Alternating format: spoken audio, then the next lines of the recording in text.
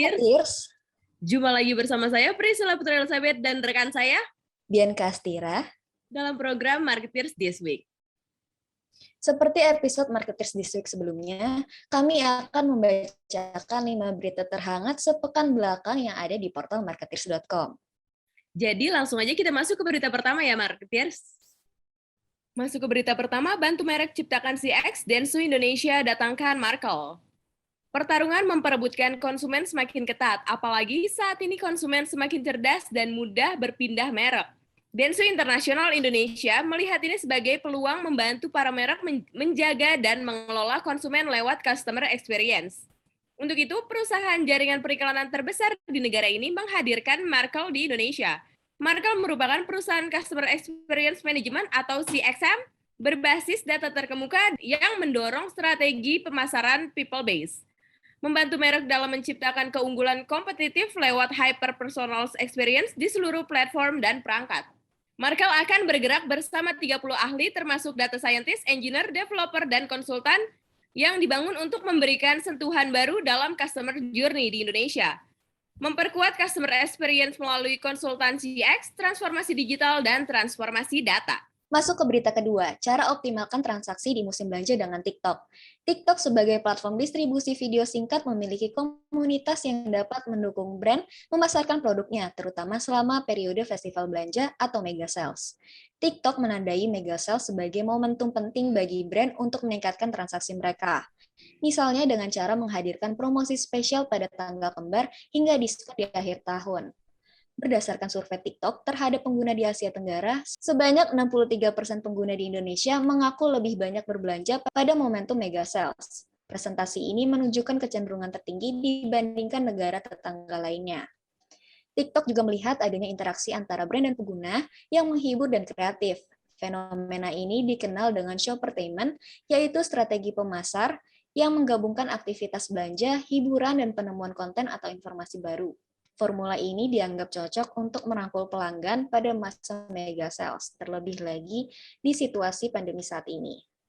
Antusiasme pengguna TikTok terhadap periode mega sales tidak hanya berlaku untuk brand besar atau yang sudah dikenal, tapi juga dimanfaatkan brand baru. Sebanyak 80% responden merasa senang karena menemukan konten baru di TikTok dan 78% responden justru membeli produk dari brand baru yang berbeda dari yang mereka sering gunakan. Selain itu, 55% dari responden juga kerap melakukan pembelian spontan meskipun sudah mempersiapkan daftar belanja. TikTok memiliki solusi periklanan bagi brand agar dapat ditemukan secara kreatif oleh pengguna. Solusi ini dinamakan TikTok for Business. Dengan memanfaatkan solusi ini, brand bisa menggunakan creative tools yang membantu mereka membuat konten kreatif dengan mudah. Selain itu, TikTok juga memiliki kanal iklan yang beragam sehingga brand mampu mencapai target bisnis mereka. Pengaturannya juga mudah dilakukan sehingga brand dapat mengatur iklan kapan saja, ditambah dengan fleksibilitas budget yang bisa membantu brand dari berbagai skala bisnis untuk memaksimalkan promosi mereka. Gak ketinggalan, fitur TikTok Live juga bisa membangun kedekatan antara brand dan konsumen melalui tayangan langsung. Masuk ke berita ketiga, ini 5 tips investasi ala Tokopedia untuk generasi milenial. Pada masa pandemi COVID-19, aktivitas fisik dan ruang gerak menjadi terbatas. Oleh karena itu, banyak orang yang mulai mencari hobi baru yang menarik dan bisa dilakukan di rumah agar tidak merasa bosan. Salah satu tren yang ada di masyarakat Indonesia saat ini adalah investasi dan jual beli emas. Tips kedua, pastikan produk investasi aman. Sangat penting untuk memilih produk investasi. Pilihlah produk yang telah memperoleh izin dan menyajikan portofolio laporan investasi secara transparan. 3. Tentukan tujuan Anda berinvestasi. Bagi generasi milenial, dapat merencanakan investasi untuk liburan, menikah, ataupun tujuan lainnya dengan menggunakan fitur dana impian di Tokopedia melalui reksadana. Tips keempat, mulailah dari nominal kecil terlebih dahulu, misalnya dengan menyisihkan sebagian penghasilan, dan ini dapat menjadi permulaan yang baik bagi generasi milenial yang ingin belajar investasi secara bertahap. Terakhir, buat jadwal untuk menabung.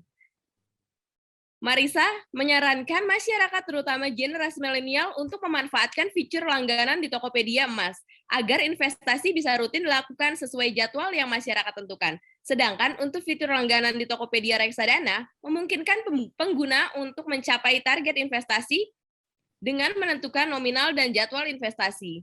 Nantinya dana akan secara otomatis disalurkan ke saldo reksadana.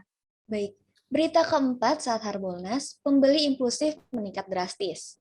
Perkembangan teknologi digital telah banyak mempermudah beragam aktivitas masyarakat termasuk dalam berbelanja. The Trade Desk bersama YouGov berhasil menemukan sekitar 52 konsumen Indonesia tertarik untuk mengenal merek baru selama festival belanja online berlangsung, atau yang kerap dikenal sebagai Harbolnas. Temuan tersebut ialah hasil riset selama 5 hari, yaitu pada tanggal 8 hingga 12 Juli tahun 2021, dengan lebih dari 2.000 peserta yang tersebar di seluruh Indonesia. Itu berarti banyak konsumen Indonesia ini cenderung kurang setia di mana mereka memiliki sifat brand switcher atau mudah beralih ke merek lain.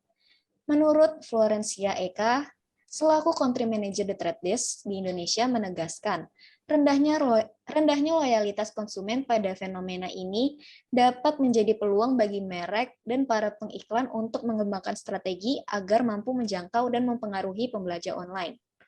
The Trade Desk mencatat bahwa konsumen Indonesia dalam berbelanja online itu terbagi menjadi 2 karakter nih, Put. Yang pertama, pembelanja yang terencana, dan yang terakhir, yang kedua itu impulsif. Sekitar 64% merupakan pembelanja terencana dan 14% mengaku sebagai sosok yang impulsif. Namun menariknya, saat ada festival belanja online berlangsung, sekitar 42% dari konsumen yang mengaku terencana itu berubah menjadi pembelanja yang impulsif dan membeli produk lebih banyak.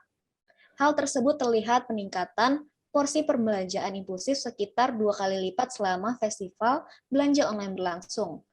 Melihat fenomena ini, merek dan pengiklan itu perlu melakukan brand recall atau mendorong pembelanja online agar mengingat kembali merek mereka, lalu menjadi top of mind untuk membangun kesetiaan dengan menjadi sebuah merek pertama yang selalu ada di benak konsumen.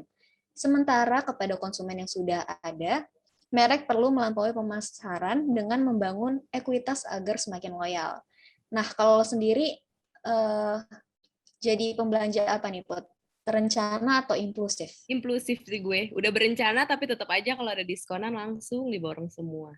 Kalau lu gimana, Bi? Harbolnas ya? Sama sih, gue juga gitu. Impulsif ternyata.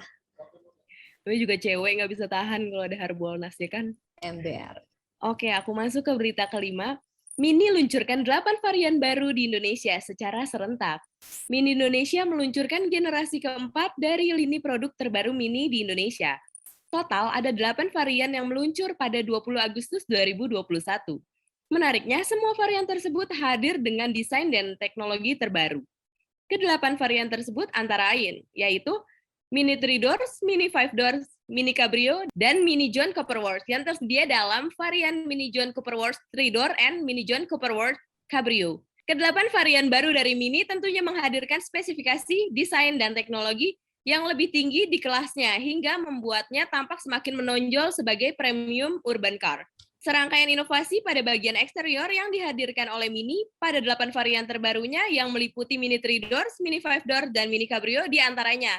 Tampilan eksterior baru dengan khas Mini, skutel samping yang khas dengan dalam desain baru, lampu belakang LED dalam desain Union Jack sekarang distandarkan, profil eksterior baru dengan warna bodi baru, dan velg baru, serta panel eksterior piano black dengan detail yang semakin lengkap.